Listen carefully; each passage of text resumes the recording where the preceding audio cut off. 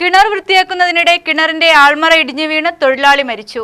കുഴൽമന്നം തെക്കേക്കര പെരുങ്കുന്നം ചേരിങ്കൽപ്പറമ്പ് 40-കാരനായ രാമദാസ് ആണ് മരിച്ചത്. കുഴൽമന്നം പെരുങ്കുന്നത്താണ് സംഭവം. വെള്ളപ്പാറ സ്വദേശികളായ 3 പേരാണ് സംഭവ സമയം കിണർ വൃത്തിയാക്കാനുണ്ടായിരുന്നത്. മറ്റു 2 പേർ കിണറിന് പുറത്തും രാമദാസ് അകത്തുമായിരുന്നു. 8:30യോടെയാണ് മൂവരും പണി ആരംഭിച്ചത്. 10:30ക്കായിരുന്നു അപകടം.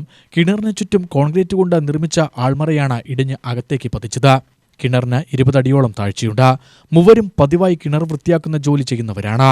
രാമദാസിന്റെ മൃതശരീരം പോസ്റ്റ്മോർട്ടത്തിനായി പാലക്കാട് ജില്ലാശുപത്രി മോർച്ചറിയിലേക്ക് മാറ്റി. 3 പണിക്കാരും കൂടി വന്നതാണ്. കിണർ കഴുകാൻ വേണ്ടി കഴിഞ്ഞ കൊല്ലം വന്നവരാണ്. അപ്പോൾ കിണർ കഴുകാൻ വേണ്ടി വന്നു.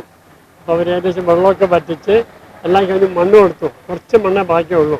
അപ്പോൾ കിണറിലെ സൈഡിലുള്ള പില്ലറുണ്ടല്ലോ, പില്ലറിൽ കെട്ടിയിട്ടാണ് അകത്ത് ഇറങ്ങിയിരിക്കുന്നത്.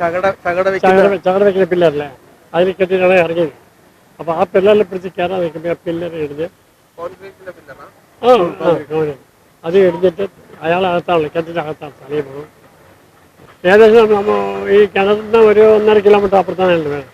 തെക്കേക്കര പറയും, വെള്ളപ്പാറയ്ക്ക് സമീപം തെക്കേക്കര എന്നുള്ള സ്ഥലത്താണ് വന്നത്. UTV news, Palakkad.